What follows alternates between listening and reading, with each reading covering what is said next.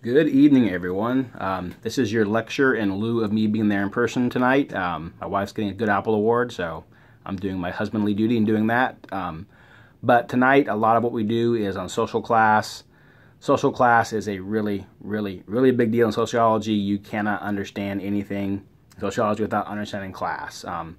We have a big three in sociology. We call it class, race, and gender.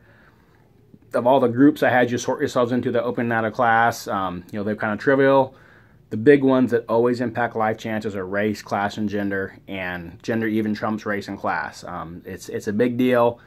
We have a simplistic understanding of class in America. We have kind of a upper middle, lower class mentality. That's not really how it works. So I have a lot of material for you in the notes. I'll let you go over. There's some videos, some cartoons, just some bullet points to kind of explain the Marxian perspective, the functionalist perspective, and different class models like the double diamond model that I was taught in grad school.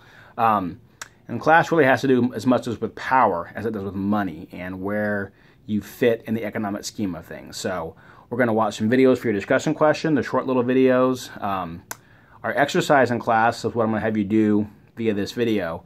We're going to look at the different ways to define class. So read my notes first, read the text, have an idea of how we measure class first before we do this. And the two things we would have done in class are what's called the living room scale. And then there's an NPR example of what it means to be middle class, where you define that for yourself. So I will put links to both of those right below this video.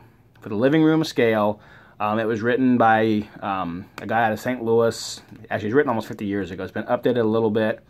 And it is done somewhat tongue-in-cheek, but it also looks at the way we use status symbols and the things that we own to denote class. And so some of these things will seem kind of weird to you, but go through the living room scale, rate your living room or wherever your main room in your house is for things you have and don't have to kind of classify yourself in social class and see how close the results of your test are from the living room scale to how you think of yourself in social class or how you'd fit in one of these class models to see if it's a way. And then think about what it means to measure ourselves by what we own. I mean, we buy homes, we wear fancy clothes, cars. We're constantly trying to denote status. Maybe not consciously, but when we have nice things and show things off, it's a way of showing our status. And so in some ways, our living room, that's the status symbol of our house, where people can greet us at. And so can the things we own tell us about our social class? So think about that. The other example is what it means to be middle class. Not an election year this year, but you hear it probably every 2 years, definitely every 4 years.